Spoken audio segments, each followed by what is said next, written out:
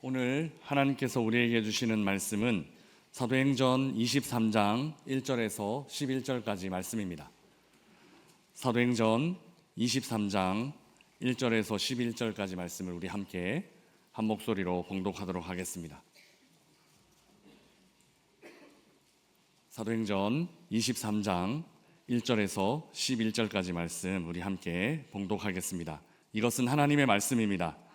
바울이 공회를 주목하여 이르되, 여러분 형제들아, 오늘까지 나는 범사의 양심을 따라 하나님을 섬겼노라 하거늘, 대제사장 아나니아가 바울 곁에 서 있는 사람들에게 그 입을 치라 명하니, 바울이 이르되, 회칠한 담이여, 하나님이 너를 치시리로다. 내가 나를 율법대로 심판한다고 앉아서 율법을 어기고 나를 치라 하느냐 하니, 곁에 선 사람들이 말하되, 하나님의 대제사장을 내가 욕하느냐? 바울이 이르되, 형제들아, 나는 그가 대제사장인 줄 알지 못하였노라. 기록하였으되 너의 백성의 관리를 비방하지 말라 하였느니라 하더라. 바울이 그중 일부는 사두개인이요 다른 일부는 바리새인인 줄 알고 공회에서 외쳐 이르되, 여러분 형제들아, 나는 바리새인이요 또 바리새인의 아들이라. 죽은 자의 소망 곧 부활로 말미암아 내가 신문을 받는 그 말을 한즉, 바리새인과 사두개인 사이에 다툼이 생겨 무리가 나누어지니, 이는 사두개인은 부활도 없고 천사도 없고 영도 없다 하고 바리새인은 다 있다 함이라. 크게 떠들세 바리새인 편에서 몇 서기관이 일어나 다투어 이르되, 우리가 이 사람을 보니 악한 것이 없도다. 혹 영이나 혹 천사가 그에게 말하였으면 어찌 하겠느냐 하여 큰 분쟁이 생기니, 천부장은 바울이 그들에게 찢겨질까 하여 군인을 명하여 내려 무리 가운데서 빼앗아 가지고 영내로 들어가라 하니라. 그날 밤에 주께서 바울 곁에 서서 이르시되, 담대하라. 내가 예루살렘에서 나의 일을 증언한 것 같이 로마에서도 증언하여야 하리라 하시니라. 아멘. 오늘 본문은 바울이 재판을 받는 장면입니다. 사도행전 21장 후반부부터 28장 마지막까지 바울이 재판받는 이야기가 길게 기록되어 있습니다. 이 재판 이야기를 읽으면 우리는 두 가지 정도 질문을 하게 됩니다.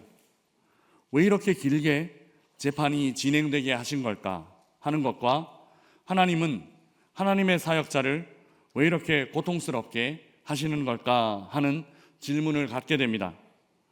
이 재판은 선교 여행을 마치고 난 후 바로 시작됩니다. 유대인들은 선교 여행을 마치고 예루살렘을 방문한 바울을 고발했습니다. 로마 사람인 천부장이 이 재판을 담당하게 되었습니다. 그는 섣불리 유대인들의 선동을 따라 판단을 내리지 않고 이 소란이 어찌하여 일어났는지 그 진상을 파악하고자 했습니다. 그러나 그 진상을 파악하는 일은 쉬운 일이 아니었습니다. 이 진상 파악이 얼마나 어려웠는지 먼저 바울이 처음 천부장에게 넘겨졌을 때를 같이 살펴보겠습니다. 우리 사도행전 21장 34절 말씀, 우리 자막을 보면서 함께 읽어보겠습니다. 같이 읽겠습니다. 무리 가운데서 어떤 이는 이런 말로 어떤 이는 저런 말로 소리치거늘, 천부장이 소동으로 말미암아 진상을 알 수 없어 그를 영내로 데려가라 명하니라. 아멘. 천부장은 소동의 진상을 파악할 수 없었습니다. 그래서 로마 군대가 있는 영내로 바울을 데리고 들어갔습니다. 천부장은 영내로 바울을 데리고 들어가 무슨 일인지 바울을 신문하려고 했습니다. 우리 사도행전 22장 24절 말씀 같이 읽어보겠습니다. 천부장이 바울을 영내로 데려가라 명하고 그들이 무슨 일로 그에 대하여 떠드는지 알고자 하여 채찍질하며 신문하라 한데. 아멘. 바울을 신문해서 무슨 일인지 알고자 했지만 사실 이 시도도 실패하고 맙니다. 로마 시민권을 가진 바울을 마음대로 신문할 수가 없었기 때문입니다. 그래서 오늘 본문에 재판이 열렸습니다. 진상을 파악하고 싶은 천부장의 마음이 이 재판을 소집하게 된 것입니다. 오늘 본문 바로 앞에 있는 사도행전 22장 30절 말씀을 우리 함께 읽어보도록 하겠습니다. 같이 읽겠습니다. 이튿날 천부장은 유대인들이 무슨 일로 그를 고발하는지 진상을 알고자 하여 그 결박을 풀고 명하여 제사장들과 온 공회를 모으고 바울을 데리고 들어가 그들 앞에 세우니라. 아멘. 천부장은 계속해서 무엇을 하고 싶은가 하면 계속해서 진상을 파악하고자 했습니다. 과연 천부장은 유대인들이 이렇게 소란을 피운 이유, 그리고 바울이 이렇게 고발당한 이유, 그 진상을 제대로 파악할 수 있을까요? 결론부터 말씀드리면 실패입니다. 재판은 처음부터 꼬여버렸습니다. 피고인 바울과 고소인 대제사장 아나니아 사이에 논쟁이 일어났기 때문입니다. 바울의 변론이 시작되자 대제사장이 딴지를 겁니다. 이에 바울이 너희는 율법대로 심판한다라고 하면서 율법을 어겼다라고 맞받아칩니다. 이런 일들로 재판은 시작부터 의도하지 않은 방향으로 흘러가게 됩니다. 이 이상하게 흐르는 재판에 바울이 기름을 붓습니다. 재판은 본질로 넘어가기 전에, 그러니 그 천부장이 파악하고 싶은 그 진상을 파악하려는 그 본질로 넘어가기 전에, 그러니까 무슨 일로 고소를 했고 무슨 일로 고소를 당했는지 이야기가 나오기도 전에 재판은 완전히 혼돈의 상태가 되어버리고 맙니다. 왜냐하면 바울이 자기가 고소당한 이유를 이렇게 설명했기 때문입니다. 오늘 본문 6절 말씀 우리 함께 읽어보겠습니다. 6절입니다. 바울이 그중 일부는 사두개인이요 다른 일부는 바리새인인 줄 알고 공회에서 외쳐 이르되 여러분 형제들아, 나는 바리새인이요 또 바리새인의 아들이라. 죽은 자의 소망 곧 부활로 말미암아 내가 신문을 받노라. 아멘. 바울은 자기가 바리새인일 뿐만 아니라 바리새인의 아들이라 라고 소개하면서 자신이 죽은 자의 소망, 그러니까 부활 때문에 재판을 받고 있다, 이렇게 말했습니다. 이를 이해하기 위해서 조금 설명드려야 하는 부분이 있습니다. 우리는 유대교가 하나다라고, 하나의 유대교다라고 그렇게 생각하지만 사실 예수님 당시의 유대교는 실제로 그렇지는 않았습니다. 기독교에 여러 교단이 있듯이 유대교도 여러 분파를 갖고 있었습니다. 잘 아시는 바리새파, 사두개파, 에세네파, 열심당원, 쿰난 공동체 등 유대교도 하나가 아니라 여러 분파로 나누어져 있었습니다. 오늘 본문에서 이 분파들 중에 바리새파와 사두개파, 이 두 분파가 정면으로 부딪힙니다. 같은 유대교에 속하여 있다라고 하지만 이들의 신학이 전혀 달랐기 때문입니다. 부활이 바로 이 두 분파의 결정적인 차이였습니다. 바리새파는 부활을 믿었습니다. 그러나 사두개파는 부활이 없다라고 주장했습니다. 우리 7절, 8절 말씀 같이 읽어보겠습니다. 그 말을 한즉 바리새인과 사두개인 사이에 다툼이 생겨 무리가 나누어지니 이는 사두개인은 부활도 없고 천사도 없고 영도 없다 하고 바리새인은 다 있다 함이라. 아멘. 사실 원래 이 재판은 유대인들과 바울 사이의 다툼이었습니다. 그런데 순식간에 이 다툼이 어디로 번져가느냐 하면 유대인 내부로 번져갔습니다. 또 하나의 다툼이 생겨난 것입니다. 바리새인과 사두개인 사이의 다툼, 두 번째 다툼이 생겨났습니다. 방금 전까지 바울을 대적하던 바리새인들은 이렇게까지 말합니다.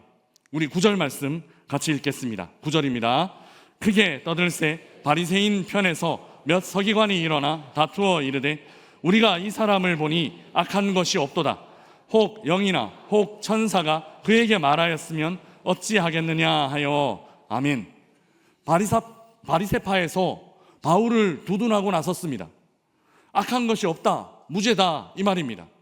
혹 영이나 혹 천사가 이 사람 통해서 말했을 수도 있다고까지 이야기합니다. 고발인 쪽에서, 그러니까 이 사람 죄가 있다라고 고발한 쪽에서 오히려 무죄를 주장하고 나선 것입니다. 다툼은 또 다른 다툼이 되어 이상한 방향으로 재판의 방향을 흘려보내고 있습니다. 이쯤에서 저는 한 사람의 얼굴이 떠올랐습니다. 그의 얼굴은 바로 천부장입니다. 사건의 진상을 알기 위해 그렇게 21장에서부터 그렇게 노력했건만 그의 노력이 다시 한번 물거품이 되는 순간입니다. 천부장은 재판이 이렇게 막장으로 진행되는 것을 보면서 이러지도 못하고 저러지도 못하는 아마 허탈한 얼굴을 하고 있지 않았을까 싶습니다. 한마디로 그는 또 진상 파악에 실패했습니다. 이제 또 익숙한 패턴이 나옵니다. 10절 말씀입니다. 우리 10절 같이 읽겠습니다. 큰 분쟁이 생기니 천부장은 바울이 그들에게 찢길까 하여 군인을 명하여 내려가 무리 가운데서 빼앗아 가지고 영내로 들어가라 하니라. 아멘. 재판이 시작되면서 계속해서 천부장이 했던 일은 이 일이었습니다. 바울 사이에 일어난 다툼, 그걸 진압하고 바울을 보호하기 위해서 영내로 바울을 끌어들이고 이 일을 계속해서 반복하고 있습니다. 천부장은 다시 재판을 정회합니다. 천부장 입장에서는 뭐가 이렇게 어렵나 싶을 것입니다. 처음에 이렇게 어려울 것이다 라고 생각하지 못하고 이들 다툼에 개입했습니다. 그런데 문제가 단순하지 않습니다. 유대인들은 지금 굉장히 흥분된 상태에서 그리고 굉장히 민감하게 이 문제를 대하고 있습니다. 그렇다고 바울도 만만하지는 않습니다. 그는 로마 시민권자였고 돈을 주고 시민권을 산 자기와는 달리 나면서부터 로마 시민권자인 법적 권한을 갖고 있었습니다. 그래서 함부로 죄를 추궁할 수도 없고 정당하게 또 공정하게 재판을 받을 수 있는 그런 권리를 바울이 갖고 있었다라는 것입니다. 이 둘 사이에서 이러지도 못하고 그렇다고 저러지도 못하는 천부장의 모습이 눈앞에 선합니다. 재판은 둘째치고 진상 파악조차 제대로 하지 못하는 그런 상태입니다. 일이 계속해서 이상하게 흘러가고 있습니다. 사랑하는 여러분, 그런데 일이 이렇게 이상하게 흘러가는 것은 사실 조금도 이상한 일이 아닙니다. 비록 일은 천부장이 의도했던 대로도 흘러가지 않고 유대인들이 생각했던 대로도 흘러가지 않고 바울이 기대했던 대로도 흘러가지 않지만 일이 이렇게 이상하게 흘러가는 것은 전혀 조금도 이상한 일이 아닙니다. 이 일은 사실 당연히 이렇게 흘러가야만 하는 일입니다. 재판은 계속 휴정되어야만 합니다. 진상 파악은 계속 미루어져야만 했습니다. 이는 당연한 일입니다. 왜 그럴까요? 왜 이 이상한 일이 이상하지 않은 것일까요? 왜 재판이 결론을 내리지 못하고 지연되는 것이 당연할까요? 하나님께서 개입하셔서 그저 바울 무죄 땅땅땅 판결 내려주시면 통쾌하고 또 시원하지 않을까요? 왜 재판은 그렇게 흘러가지 않고 지루하게 지연되고 있는 것일까요? 11절에 그 답이 있습니다. 11절 말씀 우리 함께 읽어보겠습니다. 그날 밤에 주께서 바울 곁에 서서 이르시되 담대하라, 내가 예루살렘에서 나의 일을 증언한 것 같이 로마에서도 증언하여야 하리라 하시니라. 아멘. 하나님께서는 바울을 향한 길고 또 원대한 계획을 갖고 계셨습니다. 이는 바울이 처음 부름을 받을 때부터 이미 바울에게 알려주신 것입니다. 지난 주일 우리는 바울이 부름을 받았을 때 그 다메섹으로 가는 길 위에서 일어난 일에 대해서 살펴보았습니다. 기억이 나시죠? 네, 감사합니다. 그때 하나님은 바울을 무엇을 위해 택한 나의 그릇이다 라고 말씀하셨습니까? 예, 사도행전 9장 15절 말씀 같이 읽어보겠습니다. 주께서 이르시되 가라, 이 사람은 내 이름을 이방인과 임금들과 이스라엘 자손들에게 전하기 위하여 택한 나의 그릇이라. 아멘. 바울을 택하신 순간, 바울을 부르신 순간 하나님께서는 이미 이런 계획이 다 있으셨습니다. 그 하나님의 계획은 바울을 이방인들 그리고 임금들 그리고 이스라엘 자손들에게 예수 그리스도의 이름을 전하는 것이었습니다. 우리는 흔히 바울이 이방인의 사도다 이렇게 생각하지만 사실 바울은 이방인뿐만 아니라 이스라엘 자손들을 위해서도 부름을 받았습니다.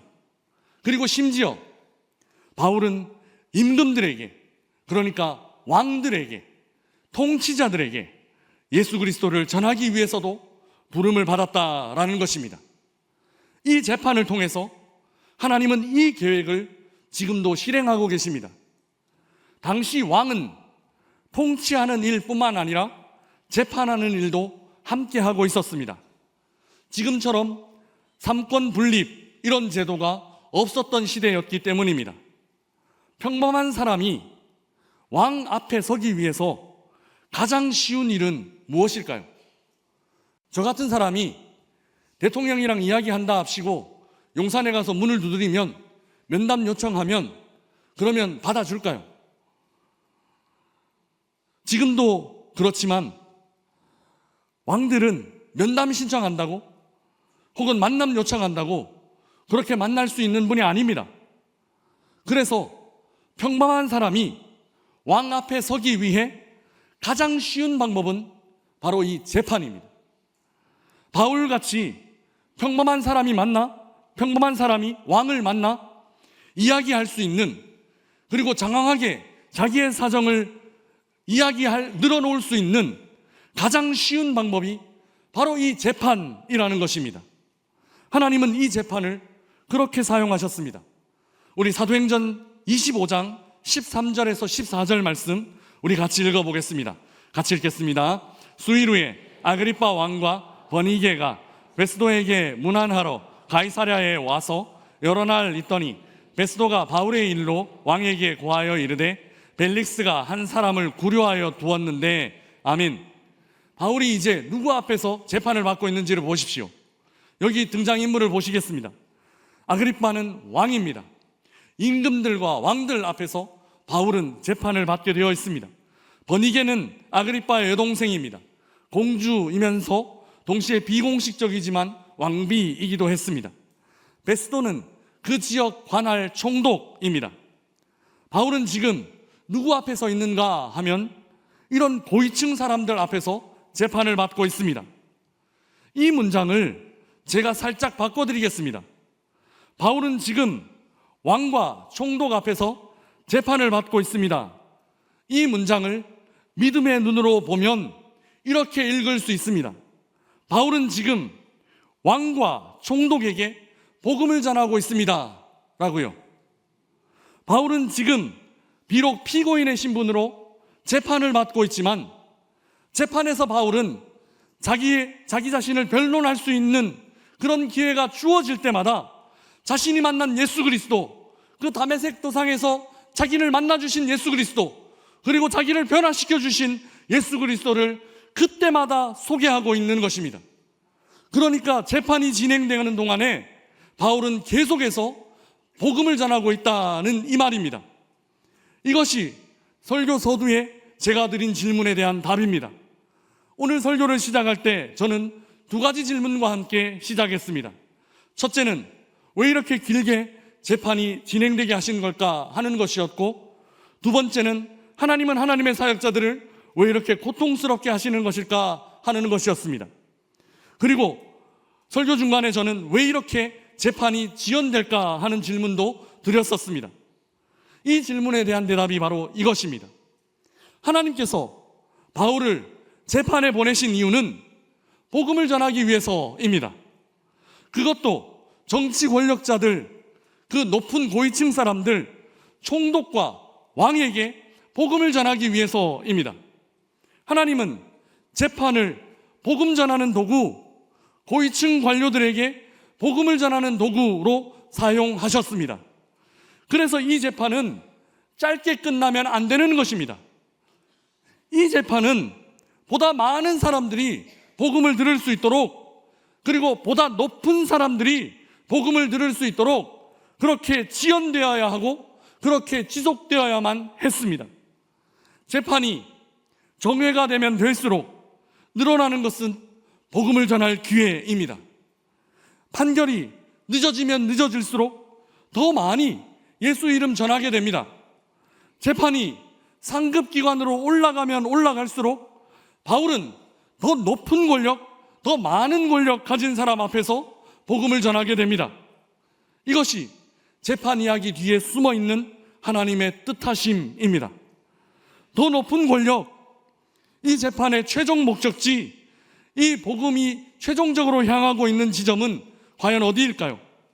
사도행전 25장 25절 말씀 우리 함께 읽어보겠습니다. 내가 살피건대 죽을 죄를 범한 일이 없더이다. 그러나 그가 황제에게 상소한 고로 보내기로 결정하였나이다. 아멘. 바울은 제국의 중심 로마를 향해 가게 될 것입니다. 복음을 전하기 위해서입니다. 그래서 바울은 제국을 지배하는 황제 앞에 서게 될 것입니다. 복음을 전하기 위해서입니다. 그리고 복음은 바울을 통해 제국의 중심을 변화시킬 것입니다. 그래서 언젠가 그 제국이 복음으로 변화되게 될 것입니다. 사랑하는 명선의 가족 여러분, 이것이 재판 이야기, 사도행전의 약 3분의 1에 해당하는 21장부터 28장까지 기록된 이 긴 재판 이야기에 담긴 하나님의 마음입니다. 가까이서 이 재판 이야기를 읽으면 왜 이렇게 복잡한지, 왜 이렇게 해결될 것 같지도 않고 억울하고 답답하기까지 한 그런 이야기입니다. 하나님께서는 왜 즉각 바울의 이 문제를 해결해 주시지 않을까? 왜 바울이 이렇게 고통당하고 있는데 그저 지켜보고만 계신 것일까? 하나님의 마음을 이해하기 어렵습니다. 그러나 멀리 보면 우리 하나님 다 계획을 갖고 계십니다. 그를 통해 원래 계획하셨던 일, 임금들에게 복음 전하는 일, 왕에게 복음 전하는 일, 황제에게 복음 전하는 일, 그 한 사람이 바뀌면 제국 전체가 바뀔 수 있는 이 기적과 같은 일, 이 일을 재판을 통해서 그 계획을 차분히 실행해 가고 계셨던 것입니다. 우리도 마찬가지입니다. 가까이에서 우리 인생을 보면 왜 이렇게 답답한지, 왜 이렇게 복잡한지, 왜 빨리 하나님 이 문제 해결 안 해주시나, 왜 빨리 이 일 안 도와주시나 싶은 마음이 생깁니다. 그러나 길게 보면 그 답답한 일 통해서 하나님은 조금씩 우리를 향한 자신의 뜻을 펼쳐가고 계십니다. 그리고 우리 안에 그 하나님의 마음이 조금씩 스며들어오게 하십니다. 사랑하는 여러분, 지금도 하나님은 우리를 통해 일하고 계십니다. 아직 때가 이르지 않아 그 하나님의 일을 다 이해하기는 어렵지만 언젠가 우리도 황제 앞에서 복음 전하는 날과 같은 그런 날이 올 것입니다. 그래서 제국이 단 한순간 복음화되는 것과 같은 그런 놀라운 역전의 역사가 우리 앞에 펼쳐질 것입니다. 지금 주의 뜻 안에서 옮기는 우리들의 그 작은 발걸음 한 걸음이 언젠가 주님의 때에 큰 파도와 같은 물결을 만들고 상황 전체가 뒤집어지며 상황 전체가 복음화되어 하나님의 은혜로 충만하게 되는 역사가 나타날 줄 믿습니다. 이제 시작하는 한 주간 이 하나님의 뜻과 계획을 믿고 담대하게 한 걸음 내딛는 우리 모든 명선의 가족들 되시기를 주님의 이름으로 축복합니다. 기도하겠습니다. 사랑과 은혜가 충만하신 하나님 아버지, 고맙습니다. 때로 이해하기 힘든 오늘이라 하더라도 하나님의 부르심과 하나님의 계획하심 믿고 사는 저희들 되게 하여 주옵소서. 지금 우리가 순종함으로 담대하게 내딛는 한 걸음을 사용하셔서 주의 나라가 이 땅 가운데 속히 임하게 하시고 우리나라 모든 나라 하나님 나라의 꿈, 그 우모의 꿈을 이루어가게 하여 주옵소서. 감사합니다. 이 모든 말씀 우리 주님 예수 그리스도의 이름으로 기도드리옵나이다. 아멘.